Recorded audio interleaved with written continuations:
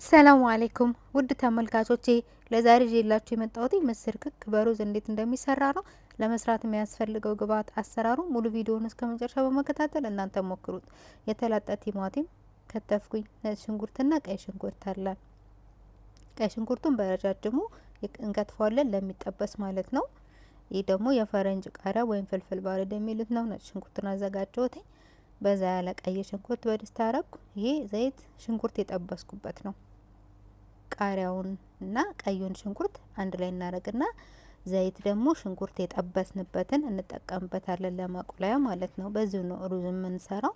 ከዛ የከተፍነውን የፈረንጅ ቃሪያ እንጠቀማለን። የተጠቀምኩት ሩዝ 4 ኩባያ ስለሆነ ብዙ ሩዝ ነው የማቀቅለው ማለት ነው። ምስር ክኩ ደግሞ 2 ኩባያ ነው። እዚህ ጋር ጨው አለኝ፣ የቲማቲም ድል፣ የዶሮ መረቅ ማጂ፣ ካሪ እና ይሄ ደግሞ ማንጎ ፒክል ወይም አቻር ማንጎ ነው የሚባለው።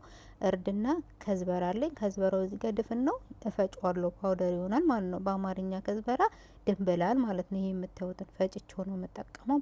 ፓውደሩ ነው የሚያስፈልገን። በእንግሊዝኛ ኮሪያንደር፣ በአረብኛ ደግሞ ከዝበራ ይባላል ማለት ነው። እንግዲህ ይህንን ካዘጋጀን በኋላ ሽንኩርታችንን በደንብ እናቁላላለን። በደንብ ካቁላላን የሽንኩርት ሽታ ከወጣለት እንደዚህ በኋላ ነጭ ሽንኩርት እንጨምርበታለን። ነጭ ሽንኩርት አንድ ራስ ቢሆንም ሁሉንም አልተጠቀምኩም። ትንሽ በዛ ያለ ሩዝ ስለቀቀልኩኝ ነጭ ሽንኩርትን ያው እንደምታዩት ነው የተጨመረው።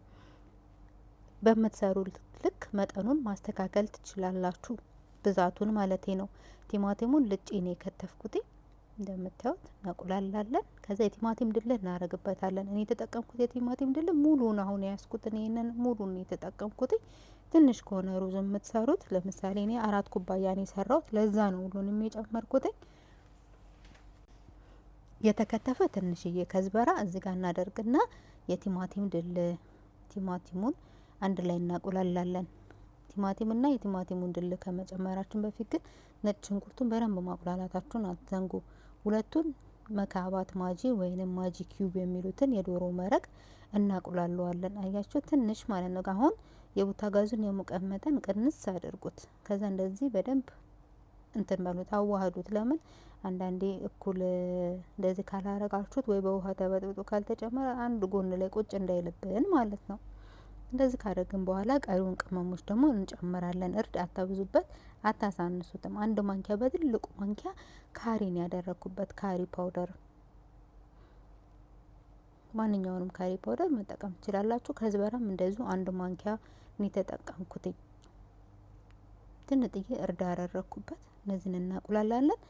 ማንጎ ፒክል ወይንም ደግሞ አቻር፣ የማንጎ አቻር ቆንጆ የሆነ የምትጠቀሙ ከሆነ የበለጠ ያጣፍጥላችኋል ማለት ነው። እኔ የተጠቀምኩት ከዚህ በፊት ሌላ አይነት ነበር፣ አሪፍ ነበር ያኛው ጣዕሙ። ይህ ምንም አይልም፣ ግን የኛው ይበልጥ ነበረ። ከዛ 5 ማንኪያ ጨመርኩበት። 5 ማንኪያ ማለት በትንሿ ማንኪያ ማለት ነው። ቀምሳችሁ እንደ አስፈላጊነቱ መጨመር ትችላላችሁ። ታጥቦ የተዘፈዘፈ ምስር፣ ድንች አለመጨመርም ትችላላችሁ። ይህ የምግብ አሰራር ሙአደሳ ይባላል። ኩዌቶች ናቸው ይህንን ምግብ በብዛት የሚሰሩት። እዚህ ጋር ውሃ የጨመርኩት የተወሰነ ነው። ከዛ ሲፈላ ጨውና ታጥቦ የተዘፈዘፈውን ሩዝ አጥልዬ ሩዙን ነው የምጨምረው። ከዛ ውሃ ጨምራለሁ። ውሃ ስንጨምር እንደ አስፈላጊነቱ እንደ ሩዙ አይነት ማለት ነው። ውሃ ዘለል ሊበላው ትንሽ። ከዛ በደንብ ሲፈላ ጨውን ተቀምሱና ካነሰው ትጨምራላችሁ። ከዛም በኋላ ሽፍና አድርጋችሁ ጋዙን ቀነስ አድርጋችሁ ቀስ ብሎ ይበስላል ማለት ነው። በስተመጨረሻ ከበሰለ በኋላ ይህንን ይመስላል። አሁን የምሰራበት ቤት በደንብ የበሰለ ሩዝ ነው የሚፈልጉት። እናንተ እንደ ምርጫችሁ አብስላችሁ ተመገቡ።